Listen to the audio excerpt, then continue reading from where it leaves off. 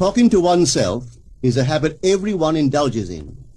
We could no more stop talking to ourselves than we could stop eating and drinking. All that we can do is control the nature and the direction of our inner conversations. Most of us are totally unaware of the fact that our inner conversations are the causes of the circumstances of our life. We are told that as a man thinketh in his heart, so is he. But do we know that man's thinking follows the tracks laid down in his own inner conversations? To turn the tracks to which he is tied in the direction in which he wants to go, he must put off his former conversation, which is called in the Bible the old man, and be renewed in the spirit of his mind. Speech is the image of mind. Therefore, to change his mind, he must first change his speech. By speech is meant those mental conversations we carry on with ourselves. The world is a magic circle of infinite possible mental transformations, for there are an infinite number of possible mental conversations. When man discovers the creative power of inner talking, he will realize his function and his mission in life. Then he can act to a purpose. Without such knowledge, he acts unconsciously. Everything is a manifestation of the mental conversations which go on in us without our being aware of them. But as civilized beings, we must become aware of them and act with a purpose. A man's mental conversations attracts his life. As long as there is no change in his inner talking, the personal history of the man remains the same. To attempt to change the world before we change our inner talking is the struggle against the very nature of things. Man can go round and round in the same circle of disappointments and misfortunes, not seeing them as caused by his own negative inner talking, but as caused by others. This may seem far-fetched, but it is a matter which lends itself to research and experiment. The formula the chemist illustrates is not more certainly provable than the formula of this science by which words are clothed in objective reality. One day a girl told me of her difficulties in working with her employer. She was convinced that he unjustly criticized and rejected her very best efforts. Upon hearing her story, I explained that if she thought him unfair, it was a sure sign that she herself was in need of a new conversation piece. There was no doubt but that she was mentally arguing with her employer, for others only echo that which we whisper to them in secret. She confessed that she argued with him mentally all day long. When she realized what she had been doing, she agreed to change her inner conversations with her employer. She imagined that he had congratulated her on her fine work, and that she, in turn, had thanked him for his praise and kindness. To her great delight, she soon discovered that her own attitude was the cause of all that befell her. The behavior of her employer reversed itself. It echoed, as it had always done, her mental conversations with him. I rarely see a person alone without wondering to what conversation piece is he tied. On what mysterious track is he walking?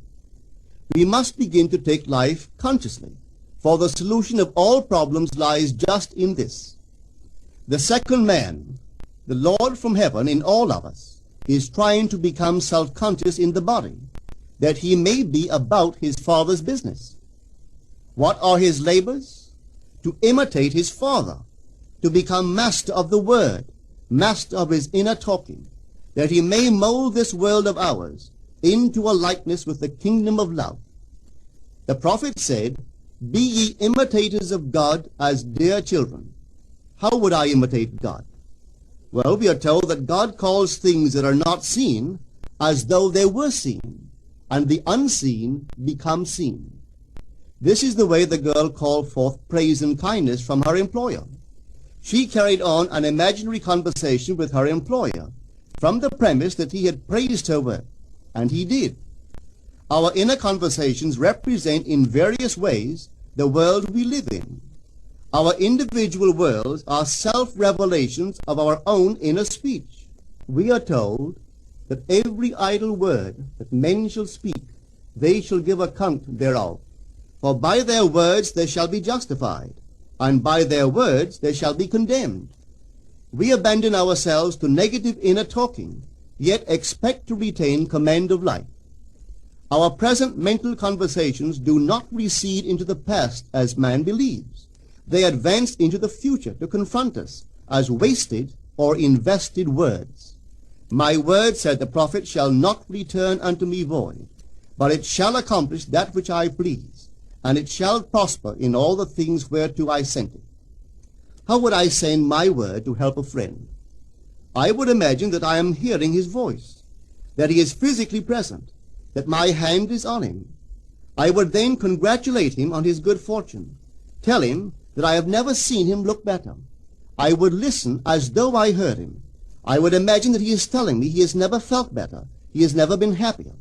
And I would know that in this loving, knowing communion with another, a communion populous with loving thoughts and feelings, that my word was sent, and it shall not return unto me void, but it shall prosper in the thing whereto I sent it. Now is the accepted time. Now is the day of salvation. It is only what is done now that counts, even though its effects may not be visible until tomorrow. We call not aloud, but by an inner effort of intense attention. To listen attentively, as though you heard, is to create. The events and relationships of life are your word made visible. Most of us rob others of their willingness and their ability to be kind and generous by our fixed attitudes towards them. Our attitudes unfold within us in the form of mental conversations. Inner talking from premises of fulfilled desire is the way to consciously create circumstances. Our inner conversations are perpetually outpictured all around us in happenings. Therefore, what we desire to see and hear without, we must see and hear within, for the whole manifested world goes to show us what use we have made of the word. If you practice this art of controlled inner speaking, you too will know what a thrill it is to be able to say, and now I have told you before it come to pass, that when it is come to pass, ye might believe. You will be able to consciously use your imagination to transform and channel the immense creative energies of your inner speech from the mental, emotional level to the physical level. And I do not know what limits, if any, there are to such a process. What is your aim? Does your inner talking match it? It must, you know. If you would realize your aim, for as the prophet asked, can two walk together except they be agreed? And of course the answer is no, they cannot. The two who must agree are your inner conversation and the state desired. That is, what you desire to see and hear without, you must see and hear within. Every stage of man's progress is made by the conscious exercise of his imagination, matching his inner speech to his fulfilled desire. As we control our inner talking, matching it to our fulfilled desires, we can lay aside all other processes. Then we simply act by clear imagination and intention. We imagine the wish fulfilled and carry on mental conversations from that premise. The right inner speech is the speech that would be yours were you to realize your ideal. In other words, it is the speech of fulfilled desire. Now you will understand how wise the ancient was when he told us in the Hermetica, there are two gifts which God has bestowed upon man alone and on no other mortal creature. These two are mind and speech, and the gift of mind and speech is equivalent to that of immortality. If a man uses these two gifts rightly, he will differ in nothing from the immortals. And when he quits his body, mind and speech will be his guides, and by them he will be brought into the troop of the gods and the souls that have attained to bliss. With the gift of mind and speech, you create the conditions and circumstances of life. In the beginning was the Word, and the Word was with God, and the Word was God. The Word, said Hermes, is Son, and mind is Father of the Word. They are not separate one from the other, for life is the union of word and mind. You and your inner talking or word are one. If your mind is one with your inner conversation, then to be transformed in mind is to be transformed in conversation. It was a flash of the deepest insight that taught Paul to write, "Put off the former conversation, the old man, which is corrupt, and be renewed in the spirit of your mind. Put on the new man." Put on the new man and be renewed in the spirit of your mind is to change your inner conversation, for speech and mind are one. A change of speech is a change of mind. The prophet Samuel said, "The Lord spake by me, and his word was in my tongue." If the Lord's word was in the prophet's tongue, then the Lord's mouth that uttered the word must be the prophet's mind. For inner conversations originate in the mind and produce little tiny speech movements in the tongue. The prophet is telling us that the mouth of God is the mind of man, that our inner conversations are the word of God, creating life about us as we create it within ourselves. In the Bible you are told that the word is very near to you, in your mouth and in your heart, that you may do it. "See, I have set before you this day life and good, death and evil, blessings and cursings. Choose life." The conditions and circumstances of life are not created by some power external to yourself. They are the conditions which result from the exercise of your freedom of choice, your freedom to choose the ideas to which you will respond. Now is the accepted time. This is the day of salvation. Whatsoever things are of good report, think on these things. For your future will be formed by the word of God, which is your present inner talking. You create your future by your inner conversations. The worlds were framed by the word of God, that is, your inner talking. See yonder fields? The sesamum was sesamum, the corn was corn, the silence and the darkness knew. So is a man's fate born. For ends run true to origins. If you would reap success, you must plant success. The idea in your mind which starts the whole process going is the idea which you accept as truth. This is a very important point to grasp, for truth depends upon the intensity of imagination, not upon facts. When the girl imagined that her employer was unfair, his behavior confirmed her imagination. When she changed her assumption of him, his behavior reflected the change, proving that an assumption, though false, if persisted in, will harden into fact. The mind always behaves according to the assumption with which it starts. Therefore, to experience success, we must assume that we are successful. We must live wholly on the level of the imagination itself, and it must be consciously and deliberately undertaken. It does not matter if, at the present moment, external facts deny the truth of your assumption. If you persist in your assumption, it will become a fact. Signs follow. They do not precede. To assume a new concept of yourself is to that extent to change your inner talking or word of God, and is therefore putting on the new man. Our inner talking, though unheard by others, is more productive of future conditions than all the audible promises and threats of men. Your ideal is waiting to be incarnated, but unless you yourself offer it human parentage, it is incapable of birth. You must define the person you wish to be, and then assume the feeling of your wish fulfilled, in faith that that assumption will find expression through you.